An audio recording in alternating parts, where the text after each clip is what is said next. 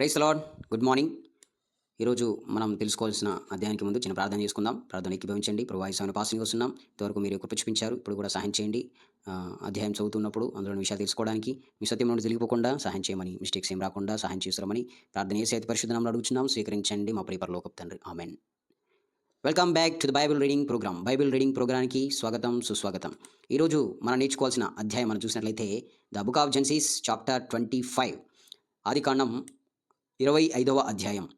24 అధ్యాయాలు కంప్లీట్ చేయడానికి దేవుడు ఇచ్చిన కృపను బట్టి దేవునికి థ్యాంక్స్. అందులో భాగంగా మనం నేర్చుకోవాల్సిన విషయాలు ఏంటంటే అబ్రహాము ఇతర సంతతి గురించి మనం తెలుసుకుంటాం. అబ్రహాం మరణం తర్వాత అతను సమాధి ఎలా చేయబడ్డాడు, ఎక్కడ చేయబడ్డాడు విషయాలు తెలుసుకుంటాం. తర్వాత ఇష్మాయేలు వంశావళి గురించి తెలుసుకుంటాం. ఏషావు యాకోబుల జననం గురించి కూడా ఈ అధ్యాయంలో మనం తెలుసుకుంటాం. మర్చిపోకండి, read the Bible every day. Let's start our programme. మొదటి వచనం, అబ్రహాము ఇతర సంతతి గురించి మనం తెలుసుకుందాం. మొదటి వచనం, అబ్రహాము మరలా ఒక స్త్రీని వివాహం చేసుకొనెను. ఆమె పేరు కెతూరా. ఆమె అతనికి జిమ్రాను, యొక్షాను, మెదాను, మిద్యాను, ఇష్బాకు, షూవహు అనువారిని కనెను. ఇక్కడ ఈ వచనం ఏం తెలియజేస్తుంది? అబ్రహాం మరలా ఒక స్త్రీని వివాహం చేసుకున్నాడు. ఎందుకంటే షారా లేదు కదా, షారా చనిపోయింది ఆల్రెడీ. అందుకనే సంతాన అభివృద్ధి కోసం, భూమి మీద తన సంతాన వంశావళి అభివృద్ధి కోసం అబ్రహాం ఒక స్త్రీని వివాహం చేసుకున్నాడు. ఆమె పేరు ఎవరంటే, ఆమె పేరేంటంటే కెతూరా. ఆమె పేరేంటి? కెతూరా. గుర్తుపెట్టుకోండి, కెతూరా. ఇంకా ఆమె అతనికి జిమ్రాను, యొక్షాను, మెదాను, మిద్యాను, ఇష్బాకు, షూవహు అనువారిని కన్నాడు. నెక్స్ట్ వచనం, యొక్షాను షేబను దెదాను కనెను. అంటే ఇంక యొక్షాను ఎవరైనా కన్నాడంటే షెబాను, దెదాను కన్నాడు. అషూరియులు, లితూషీయులు, లియుమీయులు అనువారు ఆ దెదాను సంతతి వారు. ఇక్కడ ఎవరెవరంటే గుర్తుపెట్టుకోండి, అషూరియులు యుద్ధాలు జరిగేటప్పుడు మనం చూస్తాం. అషూరియులు వచ్చారు అని, లెతూషీయులు వచ్చారు, కనానీయులు వచ్చారు అని చూస్తాం. ఈ అషూరియులు, లితూషీయులు, లియుమీయులు ఎవరి సంతానం అంటే దెదాను సంతానం. దెదాను ఎక్కడ నుండి వచ్చాడంటే అబ్రహాం నుండి వచ్చాడు. వీళ్ళందరూ అబ్రహాం సంతానమే. ఓకే, అది గుర్తుపెట్టుకోండి. నెక్స్ట్ వచనం, ఏయిఫా, ఏఫేరు, హనోకు, అబీదా, ఎల్దాయా అనువారు ఆ మిద్యాను సంతతి వారు.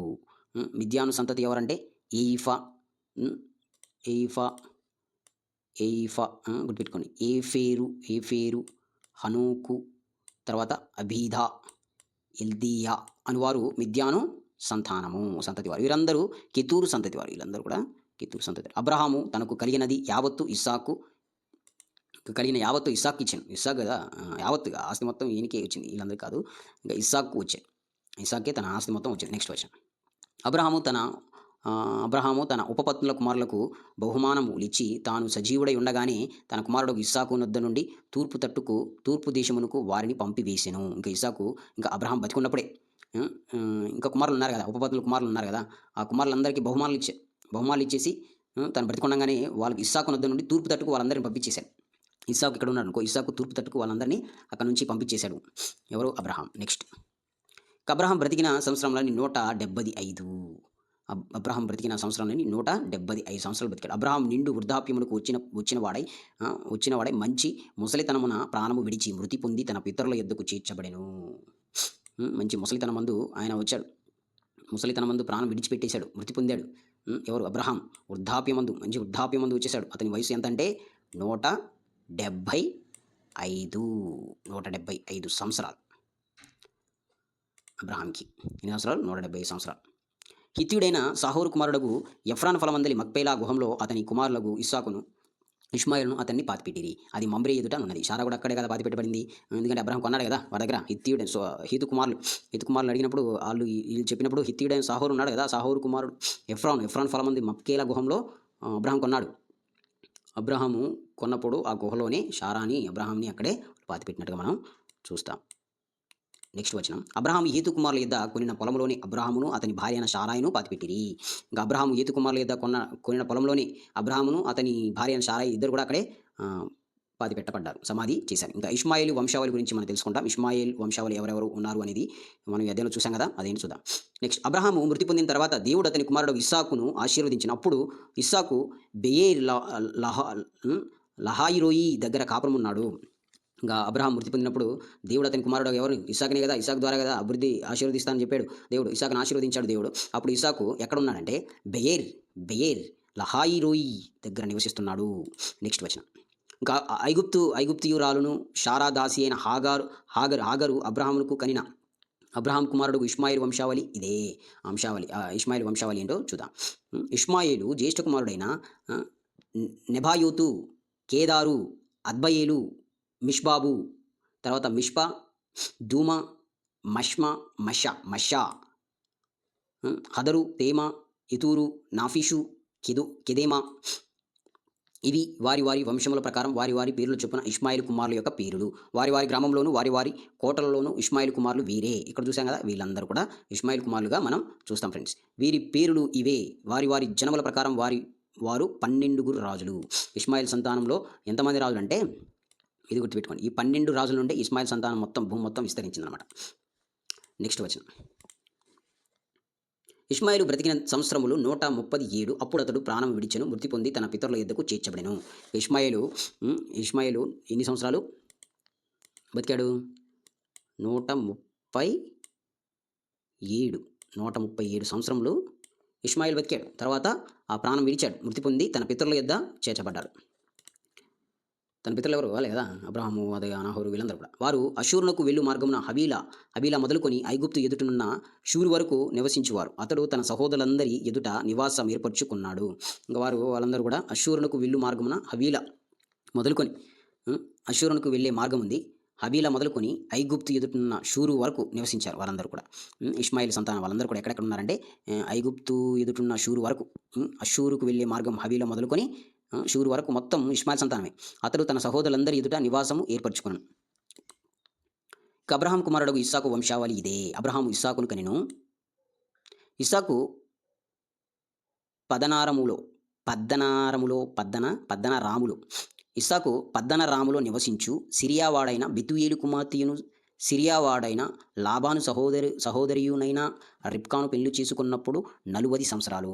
ఇక్కడ 40 సంవత్సరాలు ఎవరికి 40 సంవత్సరాలు? ఎవరికి 40 సంవత్సరాలు? ఇస్సాకుకి ఎన్ని సంవత్సరాలు? 40 సంవత్సరాల వయసులో ఇస్సాకు పెళ్లి జరిగింది. ఎవరితో? రిబ్కాతో. రిబ్కా ఎవరు? బెతూయేలు కుమార్తె. బెతూయేలు ఎవరు చూసాం మనం?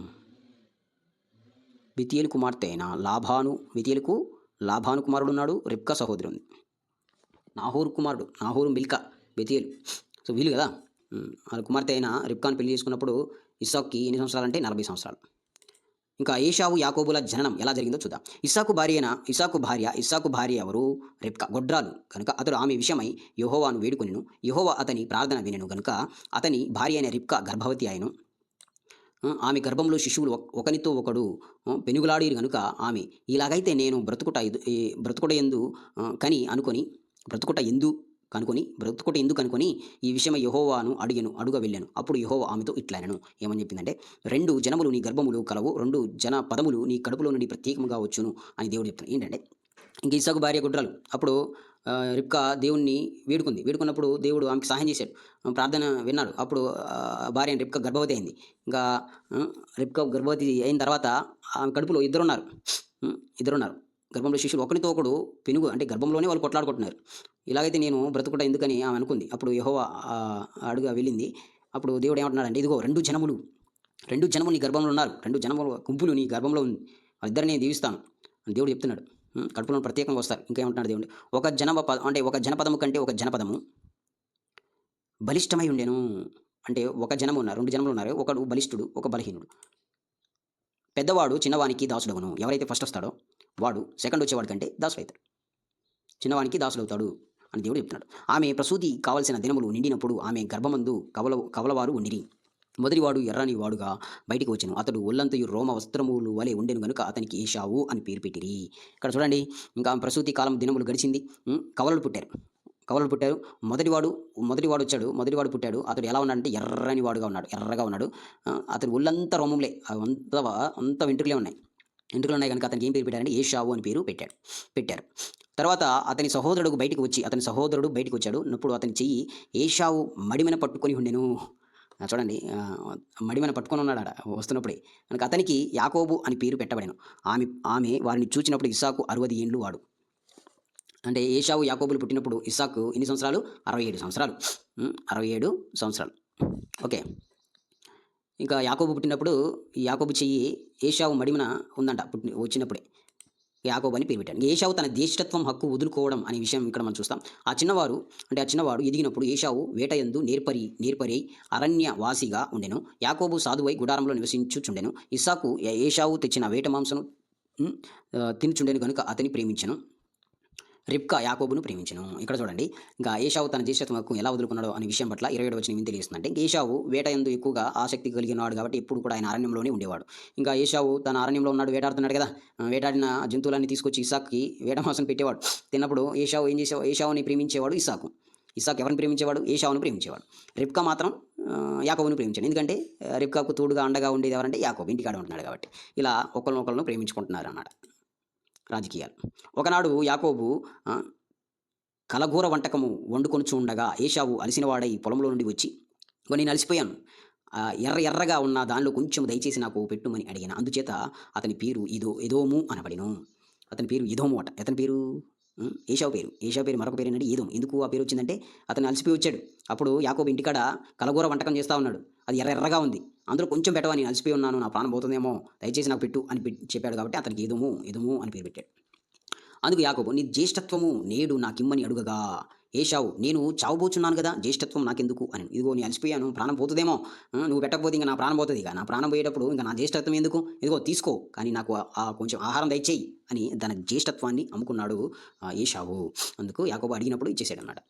యాకోబు, నేడు నాతో ప్రమాణము చేయమనెను. అతడు యాకోబుతో ప్రమాణము చేసి అతనికి జ్యేష్ఠత్వమును అమ్మివేయగా, ఇక యాకోబు ఏం చేశాడంటే, నువ్వు నీ జ్యేష్ఠత్వాన్ని నాకు ఇచ్చేయాలి, నాకు ఇచ్చేసి ప్రమాణం చేయి అని చెప్పినప్పుడు ఇంకా ప్రమాణం చేశాడు, తన జ్యేష్ఠత్వాన్ని అలా అమ్మేసుకున్నాడు ఏశావు. ఇంకా యాకోబు ఆహారమును చిక్కుడుకాయల వంటకమును ఏశావుకి ఇచ్చాను. ఇంకా యాకోబు ఏం చేశాడు, చిక్కుడుకాయల వంటకం ఎర్రగా ఉంది కదా, ఆహారంను ఏశావుకు ఇచ్చాడు.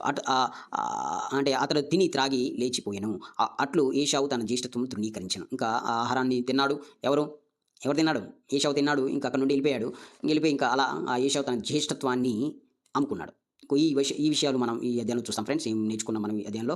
యాకోబు ఏశావు పుట్టుక గురించి మనం తెలుసుకుంటాం.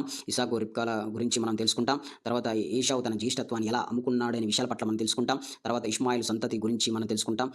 ఈ విషయాలు కూడా మనం ఈ అధ్యాయంలో చూస్తాం friends. Thanks to everyone. Let's gospel message to the world. దేవుని నామానికి మహిమ కలుగును గాక.